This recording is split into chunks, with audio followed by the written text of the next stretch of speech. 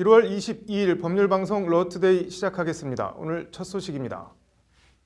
사법부 블랙리스트 추가조사위원회가 오늘 법관 사찰 등에 대한 조사 결과를 발표했습니다. 양승태 대법원장 시절 법원행정처가 각 법원마다 이른바 거점 법관들을 심어두고 법관 동향을 파악하도록 했다는 내용이 담긴 문건이 공개됐습니다.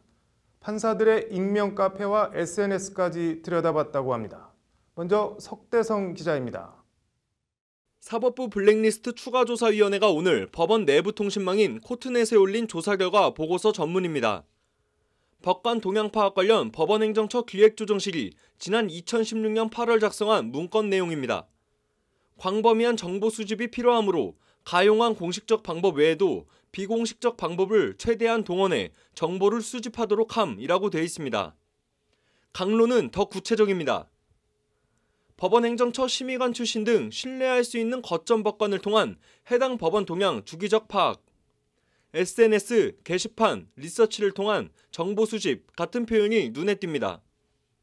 한마디로 각급 법원마다 법원행정처 출신 판사들을 이른바 빨대로 심어두고 법원과 법관 동향을 파악하도록 했다는 겁니다. 추가조사의 조사 결과에 따르면 법원행정처는 실제 법관들의 익명 카페와 페이스북 등의 SNS에서까지 법관 동향과 여론을 파악한 것으로 드러났습니다. 민감한 사법정책 현안에 대해 부정적이고 비판적인 글이 많은 카페는 자진 폐쇄 유도 방안까지 검토했다는 게 추가조사의 발표입니다. 일반적 동향 파악뿐 아니라 상고법안 도입 등 주요 사안에 대해 법원행정처 입장과 다른 특정 법관에 대한 동향 파악과 대응 방안을 담은 문건도 나왔습니다. 핵심 세력, 움직임의 목적, 새 결집, 진행 정도 등을 구체적으로 파악할 필요가 있다. 핵심 그룹은 우리법 연구회 출신 법관들로 정상적 사법행정 시행에 불안 요소가 되므로 선제적 대응 방안 검토가 필요하다. 입장 변화를 도모하며 설득이 어려운 경우 압박책을 고려하는 방안을 검토 등의 문구가 그 내용들입니다. 법원행정처는 그러면서 관련 문건에서 다만 법관 사찰, 재판 개입 등 큰 반발이 예상되므로 철저한 보안 유지가 필요하다고 강조했습니다. 스스로 보안 유지가 필요한 문제될 행위라는 걸 알았다는 얘기입니다. 문건을 작성한 판사들은 법원 행정처 지시를 받아 작성했지만 실제 보고나 실행은 이뤄지지 않았다는 취지로 진술한 것으로 전해졌습니다.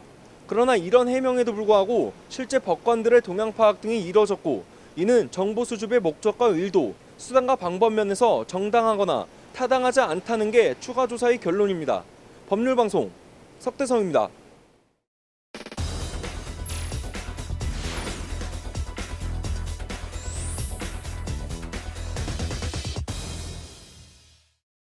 네, 판사 블랙리스트 추가조사위원회 조사 결과 발표 얘기 더 해보겠습니다. 양승태 대법원장 시절 법원행정처가 일선 법관들 동향만 파악한 게 아니라 구체적인 재판에 대해 청와대 보고까지 한 것으로 조사 결과 드러났습니다. 20플러스 정한솔 기자 나와 있습니다. 먼저 앞서 석대성 기자 리포트에서 전해드렸는데 거점 법관, 이게 도대체 뭔가요? 네, 법원 행정처가 말한 정확한 문건의 워딩은 이렇습니다. 네.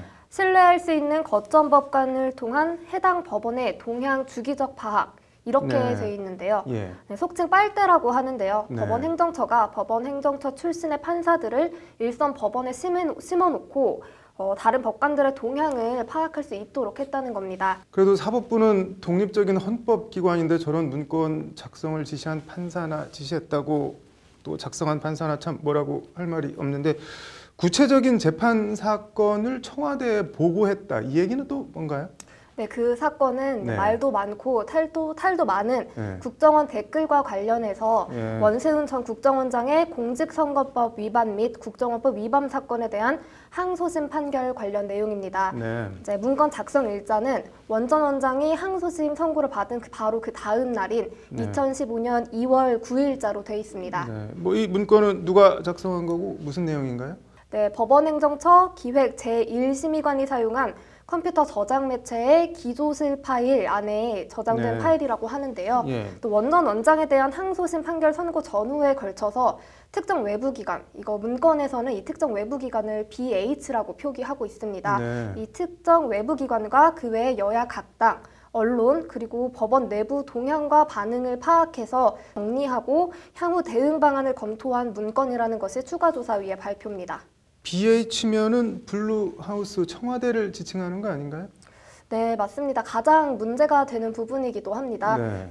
항소심 판결 선고 이전에는 외부기관 BH의 문의에 대해 우회적, 간접적으로 항소심 담당 재판부의 동향을 파악하려고 노력하고 있다는 내용을 알렸고 라는 대목이 나옵니다. 네. 즉 청와대가 원세훈 항소심 재판 어떻게 되어가냐, 결과가 어떻게 나올 것 같냐고 이렇게 문의를 하자 이에 대해서 법원 행정처가 우회적 그리고 간접적으로 담당을 재판하고 있는 재판부의 동향을 파악하려고 노력하고 있는 중이다라고 청와대에 답을 했다는 겁니다. 네, 뭐 특정 사건에 대해서 청와대가 어떻게 될 것 같냐라고 묻는 것 자체가 극히 이례적이고 부적절한 것 같은데 거기에 법원은 알아보고 있다 이런 식으로 답변을 했다는 거네요. 네, 결과적으로 또 명시적으로 그런 셈입니다. 더구나 이제 항소심 판결 선고 이후에는 사법부의 입장을 외부기관의 희망에 대해 상세히 설명하였다는 내용의 기재가 있음이라는 것이 추가조사위의 발표인데요. 네. 외부기관, 즉 청와대의 희망, 그러니까 뭘 어떻게 희망을 했다는 건지는 잘 모르겠지만 청와대 희망에 대해 이게 이런 거다 법원에서 상세히 설명을 해줬다는 겁니다. 네. 뭐 법원은 판결로 말한다는 말이 무색해 보이는데 어쨌든 참 모양이 많이 빠져 보이는데 어떤가요? 네, 단순히 사법부의 입장을 상세히 설명하는 데서 더 나아가서 이후에 외부기관의 동향을 파악하려고 한 내용이 담겨있는 바라고 이런 표현이 지금 추가조사의 문건에 나와 있는데요. 쉽게 말해서 청와대의 상세히 재판에 대해서 설명을 한 뒤 그 설명에 대한 반응까지 파악하려고 노력을 했다는 겁니다. 네, 뭐 입법, 사법, 행정, 삼권 분립 헌법기관으로서 위상을 생각하면은 뭐 있을 수 없는 일이 벌어진 거네요. 네, 그렇죠. 근데 추가조사위는 이에 대해 사법행정권이 재판에 직간접적으로 상당한 영향을 미칠 개연성이 있고 재판의 공정성을 훼손할 우려도 있음 이렇게 결론 내렸습니다. 네, 뭐 그동안 추가조사 과정에서 일부 법원행정처 출신 판사들이 뭐 비밀 침해니 뭐니 하면서 법원행정처 PC 조사를 그렇게 극력 반대했던 이유를 뭐 조금 알 것도 같네요. 뭐 쇄신책이 당연히 나올 걸로 기대합니다. 잘 들었습니다. 네. 다음 소식입니다. 이명박 정부 국정원 특활비 유용 의혹을 수사하고 있는 검찰이 오늘 이 전 대통령의 친형인 이상득 전 의원의 자택과 사무실을 압수수색했습니다. 국정원 특활비 수수 관련 이 전 대통령의 부인 김윤옥 여사도 조만간 검찰에 소환될 것으로 보입니다. 이철규 기자입니다. 서울중앙지검 특수 2부가 오늘 이상득 전 의원의 서울 성북동 자택과 여의도 사무실을 전격 압수수색했습니다. 검찰이 들이닥칠지 예상 못했던 이 전 의원은 자택에서 검찰 압수수색을 지켜본 것으로 전해졌습니다. 검찰은 이 전 대통령의 측근과 국정원 관계자들 조사에서 이상득 전 의원이 직접 억대의 국정원 불법 자금을 받았다는 진술을 확보한 것으로 알려졌습니다. 검찰은 만사 형통이라고 불렸던 MB정권 실세 중의 실세, 이 전 의원과 김주성 전 국정원 기조실장의 관계에 주목하고 있습니다. 김 전 실장은 이 전 의원이 대표이사를 지냈던 코오롱그룹에서 35년간 근무한 대표적인 이상득 라인으로 정보나 안보 관련 경력이 전혀 없어 지난 2008년 국정원 기조실장에 발탁됐을 때부터 주목받았습니다. MB정부 출범과 함께 국정원 산림을 총괄하는 기조실장 자리를 꿰찬 김 전 실장은 MB의 집사 김백준 전 총무기획관에게 국정원 특활비를 전하는데도 관여한 혐의를 받고 있습니다. 검찰은 국정원 특활비가 이상득 전 의원의 정치자금 등에 사용됐을 가능성에 대해 관련 압수물 분석 작업에 들어갔습니다. 검찰은 한편 이 전 대통령 부인 김윤옥 여사의 국정원 특활비 10만 달러 수수와 명품 구입 관련 의혹과 관련해 자금을 받은 것으로 지목된 전직 청와대 행정관을 불러 조사했습니다. 돈을 전달했다는 김희중 전 제1부속실장과의 대질신문에서 이 행정관은 일부 사실관계는 시인한 것으로 전해졌습니다. 검찰 안팎에선 주변인 조사가 마무리돼가고 있는 만큼 김윤옥 여사 소환이 임박한 것으로 보고 있습니다. 검찰 수사가 이명박 전 대통령을 전방위적으로 압박해가고 있는 가운데 검찰 고위 관계자는 이 전 대통령 직접 수사 여부에 대해 우리가 MB를 법정에 세운다는 목표는 없다고 일단 선을 그으면서도 로드맵을 갖고 하는 게 아니라 나오는 대로 수사할 것이라며 여지를 남겼습니다. 법률방송 이철규입니다. 네,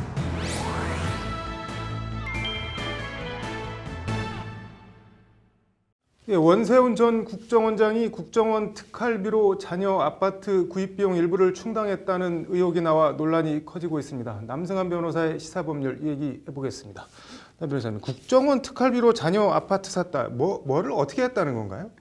21일 서울중앙지검 특수 2부에 따르면 그 원세훈 씨가 국정원장으로 취임한 2009년 이후에 자녀들이 강남권에서 실거래가가 10억 원이 훨씬 넘는 아파트를 사들였다 이렇게 파악하고 있고 그의 자금 조달 경위를 조사하고 있다고 합니다. 뭐 아파트를 매도한 사람을 참고인으로 이미 조사한 것 같습니다. 뭐 참고인이 나와서 뭐라고 얘기를 한 건가요? 참고인 얘기에 의하면 매수자, 그러니까 전 원장의 자녀죠. 매수자가 이례적으로 현금으로 매수 자금을 치렀다 이렇게 얘기하고 있는 것입니다. 그러니까 10억 원 넘는 돈을 현금으로 싸들고 와서 아파트를 계약을 했다는 건가요? 그렇죠. 그러니까 뭐 당연히 개수기까지 가지고 왔다 이런 얘기가 나오는 것 같습니다. 현금을 싸들고 와서 뭐 아파트를 산다. 이거 뭐 어쨌든 뭔가 상당히 이상하긴 한데 이 돈이 뭐 원 전 원장 자녀들이 자기들이 어디서 뭐 번 돈일 수도 있는 거 아닌가요? 뭐 그럴 수도 있을 것 같은데요. 검찰은 구입 당시 이 자녀들의 나이나 직업 이런 것을 고려해 볼 때 좀 곤란하지 않았느냐 이렇게 보는 것 같습니다. 그래서 뭐 국세청 등으로부터 뭐 소득 납세 자료 이런 것들을 확인하고 있는 것으로 보여서 그런 경우에 그 거래 당시에 자녀들이 온전히 그 돈을 다 물만한 자력은 안 됐다 이렇게 보고 있는 것 같습니다. 국정원장 개인 특활비로 썼다고 하면은 국정원장 개인 특활비가 1년에 뭐 얼마나 되는지 뭐 얘기들이 나온 게 좀 있나요? 지금 나온 얘기로는 이렇습니다. 그 김백준 이번에 구속된 청와대 총무기획관에게 2억 원 정도의 특활비를 제공하고 그 외에 연간 40억 원가량의 원장목의 특활비가 있다. 이 중에 거액을 빼돌렸다. 이렇게 얘기하는 것으로 봐서 40억 원은 넘는 것 같습니다. 40억 원이면은 하루에 1,000만 원씩만 써도 1년이면은 36억 5천만 원, 그래도 몇 억이 남는다는 얘기인데 큰 돈인데 이게 뭐 원 전 원장이 정말 국정원 자기 특활비로 자녀들 아파트 사준 게 맞다면은 이거는 뭐 무슨 혐의가 되나요? 범죄로는? 뭐 바로 생각할 수 있는 게 업무상 횡령죄인데요. 그런데 이런 경우에 이제 뭐 회계관계 직원 등의 책임에 관한 법률에 의한 책임자 등이 이런 일을 한 경우에는 특정 범죄 가중처벌법에 의한 국고손실죄로 처벌합니다. 우리 지금 국정원 특활비 관련해서 검찰이 의율하고 있는 범죄는 전부 이 특정 범죄 가중처벌 등에 관한 법률에 의한 국고손실죄입니다. 그러니까 아마도 국고손실죄로 의율하거나 그렇지 않으면 업무상 횡령죄일 텐데요. 국고손실죄로 할 가능성이 높아 보입니다. 형량은 어떤 게 더 큰가요? 그 특정 경제 이 5억 원이 넘어가기 때문에 이제 일반 횡령, 업무상 횡령으로 보는 경우에도 특정 경제범죄 가중 처벌 등에 관한 법률이 적용되는데요. 이게 이득액이 5억 원 이상이 되기 때문에 3년 이상의 유기징역이 됩니다. 그런데 국고손실죄로 가게 될 경우에는 형량이 훨씬 높아져서 무기 또는 5년 이상의 징역에 해당합니다. 벌금형은 없는 모양이에요. 벌금형은 전혀 없고요. 그런데 그 아버지가 준 국정원 특활비로 아파트 산 자녀들 여기도 처벌을 받나요? 어떤가요? 처벌받을 가능성이 그렇게 높아 보이지는 않는데 예를 들면 처벌을 하려면 공범이거나 인식해야 되는데요. 그냥 인식한 것만 가지고 공범으로 처벌하지는 않을 것 같고 또는 이게 좀 의심스럽다 이런 사정만 가지고 공모했다고까지 보지 않을 것 같아서 처벌할 가능성이 높지는 않아 보이는데요. 혹시 뭐 방조범 같은 것으로 처벌하지는 않을지 한번 조사를 해보지는 않을지 이런 생각은 있습니다. 그런데 아마 공범으로까지는 그러니까 공동정범으로까지는 처벌하지 않을 것 같습니다.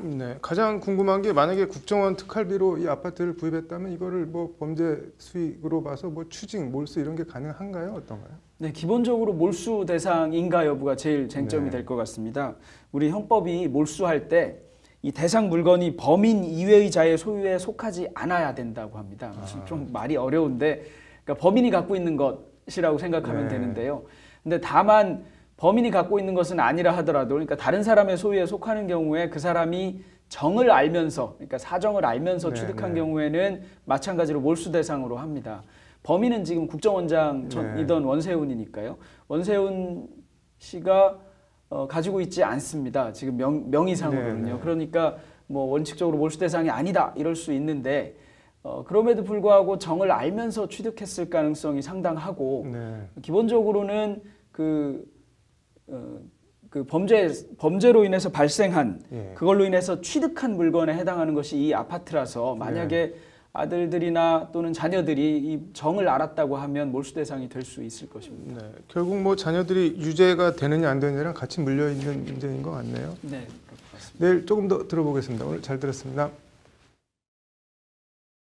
이어서 법조계 소식 전해드리겠습니다. 검찰이 형사상고심의위원회를 거쳐 상고를 포기한 첫 사례가 나왔습니다. 서울 서부지검은 아파트 관리 소장이 경비원의 안전장비 착용을 확인하지 않고 작업을 시켰다. 경비원이 추락사해 기소했으나 1, 2심에서 무죄가 선고된 사건에 대해 상고 포기 결정했다고 오늘 밝혔습니다.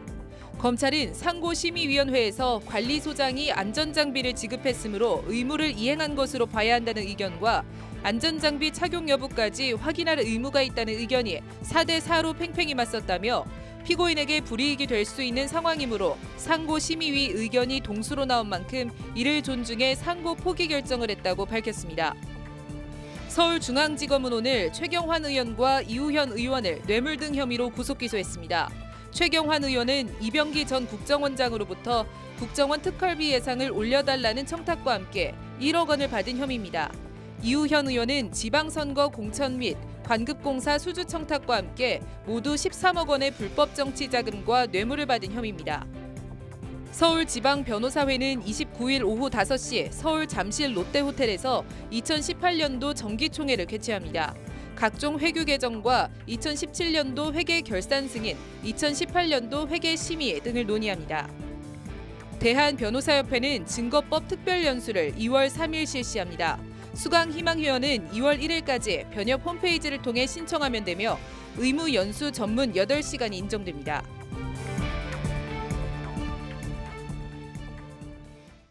(1월 22일) 법률방송 러투데이 마치겠습니다. 시청해 주셔서 고맙습니다.